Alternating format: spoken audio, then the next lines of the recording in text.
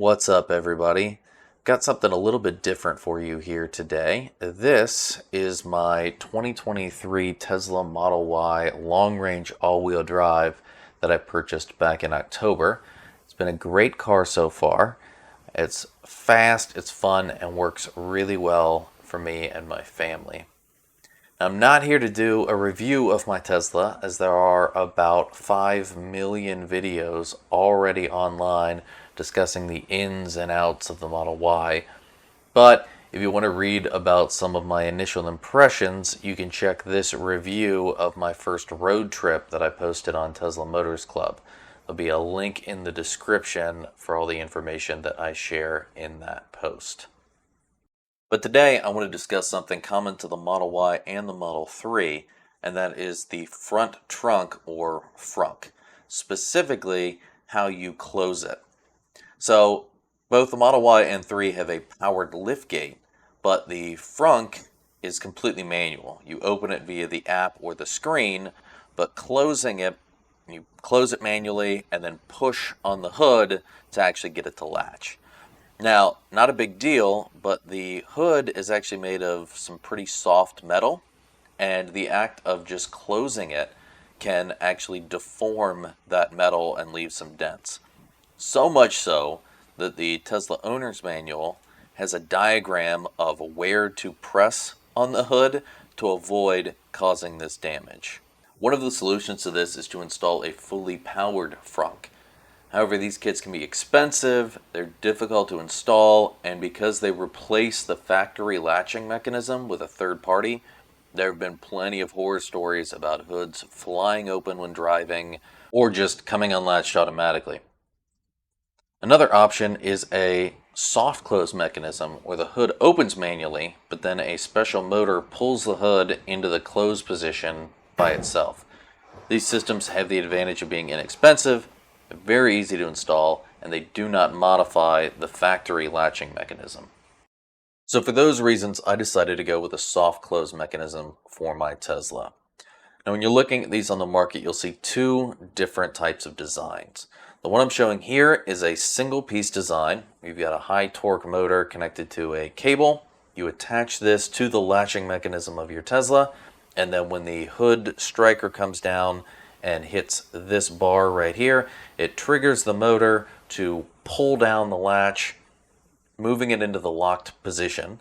And then once it's in the locked position, the control box that's included with these units will tell this motor to reverse and then release tension.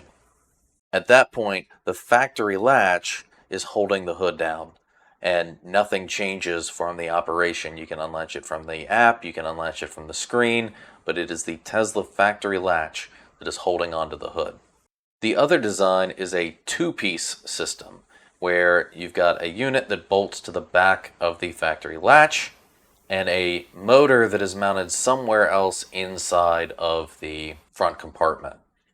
And then there's a cable that runs from that motor over to the latching mechanism to do that same thing. When a switch is tripped, it will pull and suck the hood down, then release the tension, and the factory latch is what's actually holding the hood down. However, as my unit was delivered, actually on the same day, there was a post on the forums from member NGNG that talks about how their soft close frunk failed.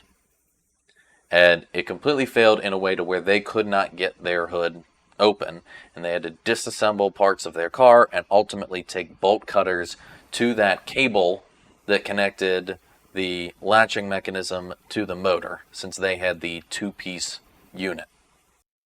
Needless to say, that made me a little bit nervous about installing the system onto my car, but I wanted to take a look and do some bench testing to see what the failure scenarios look like, because I had actually purchased the one-piece design system.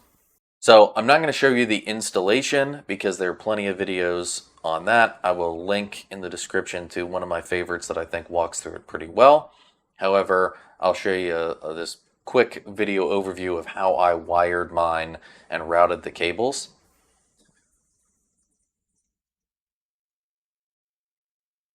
But once it's installed, here's what should happen.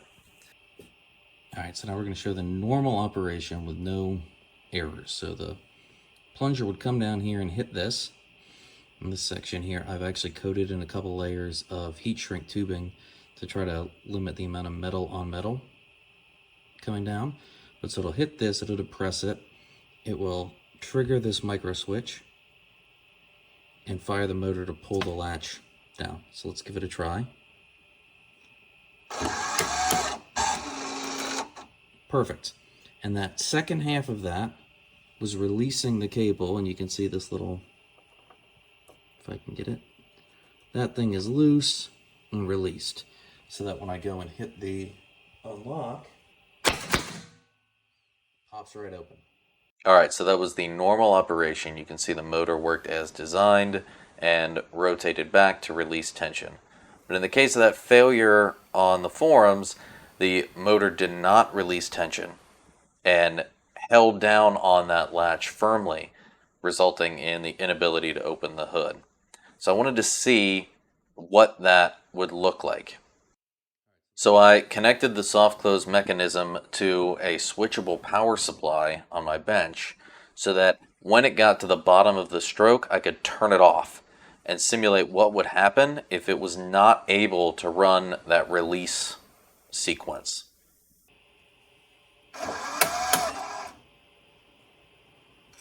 All right, so I have locked it up. You can see if I zoom in, that little cable piece is still really tight here on the switch. And so it is locked up in the down position. It has never had a chance to come back up. Power is now disabled.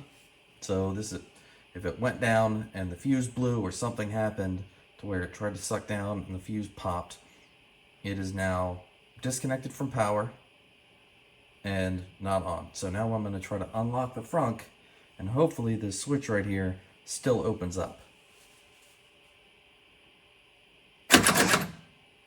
All right, so it partially came up. Let's try it again. There we go. So it did eventually pop back up and release. You had to trigger it a couple times, but it has enough force in that spring to back off that motor and unlatch. So I have a lot of confidence now in this, that if I just keep triggering the mechanism to release, this spring tension and the firing mechanism to unlatch it can overcome the torque of the motor in the case that we lose power at the exact wrong point. Let me try this. I'm going to try one more time. All right, so it is stopped. This is as if the frunk was down and locked up. And now I'm going to try to open the frunk again. And it popped up, it looked like. So even though we're latched up down there,